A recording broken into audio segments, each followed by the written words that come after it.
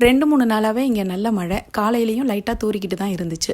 இன்னைக்கு மார்க்கெட்டுக்கு லேட்டாக தான் கிளம்புனேன். கீழே இறங்குனதும் பஸ் வந்தது, சரின்னு அதிலேயே ஏறியாச்சு. நான் போகும்போது காலையில் 10 மணி இருக்கும். பஸ்ஸில் ஒருத்தர் கூட இல்லை, ஃபுல்லாகவே எம்டியாக தான் இருந்துச்சு.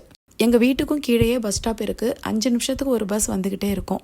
அதனால் எவ்வளோ மழையாக இருந்தாலும் சிங்கப்பூருக்குள்ளே எங்கே போகிறதா இருந்தாலும் ரொம்ப ஈஸியாகவே போயிட்டு வரலாம். மழை எல்லாமே இருக்கும்போது இந்த மாதிரி மார்க்கெட்டில் உள்ள கடையெல்லாம் 11 மணிக்குள்ளெல்லாம் க்ளோஸ் பண்ணிடுவாங்க. எல்லாமே வித்துரும். இன்னைக்கு எல்லாரும் லேட்டாக தான் வந்திருப்பாங்கன்னு நினைக்கிறேன். காய்கறி பழம் எல்லாமும் நிறையவே இருந்துச்சு.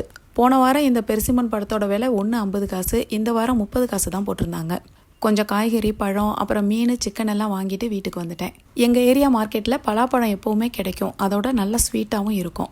இது சிங்கப்பூர் ஃபார்மில் விளைஞ்ச கீரை. 2 கட்டோட விலையும் $1 தான்.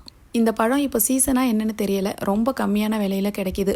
முன்னாடியெல்லாம் ஒரு பழத்தோட விலை $1 வரைக்குமே இருக்கும். வீட்டுக்கும் கீழே இருக்கிற தமிழ் கடையில் கொஞ்சம் காய்கறியெல்லாம் வாங்கிட்டேன். அதனால இன்னைக்கு மார்க்கெட்டில் எதுவும் அதிகமாக வாங்கலை.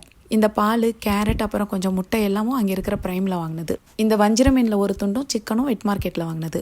இந்த மீன் இன்னைக்கு முட்டையோட இருந்தது. அதோட ஒவ்வொரு துண்டும் நல்லா பெருசாகவும் இருந்துச்சு. அந்த மீன் கடையில் இருந்தவர் நல்ல தின் ஸ்லைஸாகவும் கட் பண்ணி கொடுத்துருந்தாரு. இதெல்லாமும் தான் மார்க்கெட்டில் நான் வாங்கினது. வீடியோ பிடிச்சிருந்தா லைக் பண்ணுங்கள். தேங்க்யூ.